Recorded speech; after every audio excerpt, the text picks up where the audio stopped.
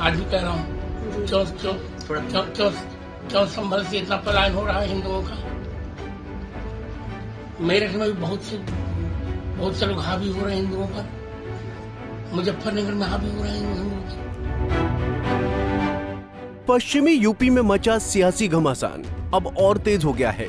मेरठ में आयोजित राम कथा के दौरान जगत गुरु रामभद्राचार्य के मिनी पाकिस्तान वाले बयान के बाद बवाल थमने का नाम नहीं ले रहा।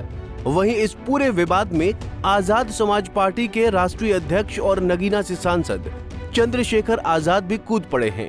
उन्होंने बिना नाम लिए जगत गुरु पर ऐसा तीखा बयान दे दिया जिसने राजनीति में हलचल मचा दी। उन्होंने बिना नाम लिए जगत गुरु रामभद्राचार्य पर कड़ा हमला बोला और उनके व्यक्तिगत जीवन को भी घसीट लिया है। ऐसे में क्या है पूरा मामला, चलिए विस्तार से जान लेते हैं। दरअसल पश्चिमी उत्तर प्रदेश के मेरठ में बीते दिनों जगत गुरु रामभद्राचार्य ने राम कथा की थी। इस दौरान उनके द्वारा दिया गया बयान इन दिनों गहरे विवाद का विषय बन गया है। उन्होंने कथित तौर पर मेरठ और पश्चिमी यूपी को मिनी पाकिस्तान कहा था, जिसके बाद राजनीतिक हलकों में बवाल मच गया। ऐसे में चलिए सबसे पहले आपको उस बयान के बारे में बताते हैं जो जगत गुरु रामभद्राचार्य ने मेरठ में आयोजित राम कथा के दौरान दिया। आज हिंदुओं पर बहुत बड़ा संकट है। अपने ही देश में हम हिंदू धर्म को उतना न्याय नहीं दे पा रहे हैं। पश्चिमी उत्तर प्रदेश में आकर तो मानो ऐसा लगता है कि ये मिनी पाकिस्तान है। अब हमें मुखर होना है, हम ऐसा नहीं होने देंगे जो कुछ हो जाए।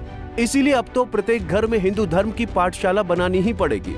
प्रत्येक माँ बाप को अपने पुत्र पुत्री को हिंदू धर्म की शिक्षा देनी ही पड़ेगी। और एक बात बताऊं, हिंदू धर्म ही एक ऐसा धर्म है, सनातन धर्म ही एक ऐसा धर्म है जहां वसुधैव कुटुंबकम कहा जाता है। हम पूरी वसुधा को अपना कुटुंब मानते हैं।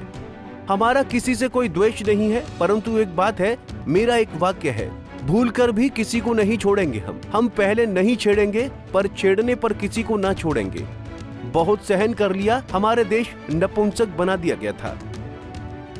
ऐसे में जगत गुरु रामभद्राचार्य के इस बयान ने विवाद को और गहरा दिया, जिस पर नगीना से सांसद चंद्रशेखर आजाद का गुस्सा फूट पड़ा और उन्होंने जगत गुरु रामभद्राचार्य पर व्यक्तिगत टिप्पणी कर दी। बरेली में आयोजित प्रबुद्ध जन सम्मेलन में चंद्रशेखर आजाद ने कहा, मेरठ के बयान पर चंद्रशेखर का पलटवार। मेरठ की धरती किसानों और 1857 की क्रांति की गवाह है। इसे मिनी पाकिस्तान कहना उन बलिदानों का अपमान है जिन्होंने देश की आजादी के लिए जान दी। चंद्रशेखर ने तीखा तंज कसते हुए कहा, हमने सुना है कि वो बचपन से देख नहीं सकते।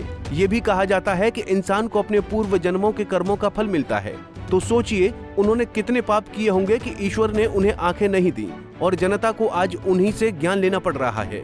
उन्होंने आगे कहा कि एक संत का काम समाज को जोड़ने का होता है, न कि बांटने का। अगर कोई मंच से खड़ा होकर समाज में जहर घोलने का काम कर रहा है तो लोगों को ऐसे कथावाचकों से सावधान रहना चाहिए।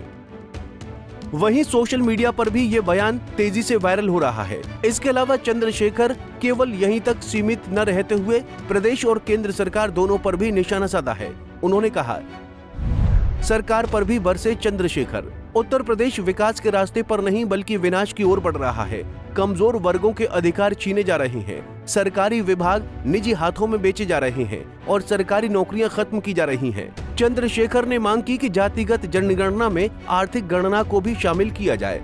उन्होंने कहा कि 1931 के बाद से संपूर्ण जातिगत जनगणना नहीं हुई है। मंडल आयोग की सिफारिशें लागू की जाएं ताकि हर वर्ग को उसका हक मिल सके। उन्होंने संविधान पर मंडर रहे खतरे की भी चेतावनी दी। चंद्रशेखर ने कहा कि लोकतांत्रिक संस्थाओं को बचाने की जरूरत है और बाबा साहब अम्बेडकर के दिए अधिकारों की रक्षा होनी चाहिए। इसके अलावा चंद्रशेखर ने किसानों की समस्याओं का भी जिक्र किया।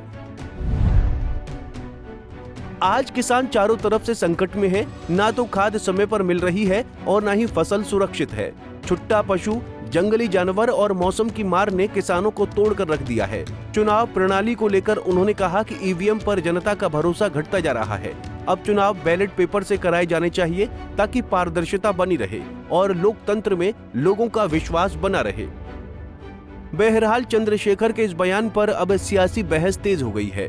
एक ओर उनके समर्थक इसे सच बोलने की हिम्मत बता रहे हैं तो दूसरी ओर विरोधी इसे व्यक्तिगत हमला करार दे रहे हैं। ऐसे में जगत गुरु रामभद्राचार्य के बयान और चंद्रशेखर के पलटवार से मेरठ से शुरू हुआ ये विवाद अब पूरे पश्चिमी यूपी में चर्चा का बड़ा मुद्दा बन चुका है।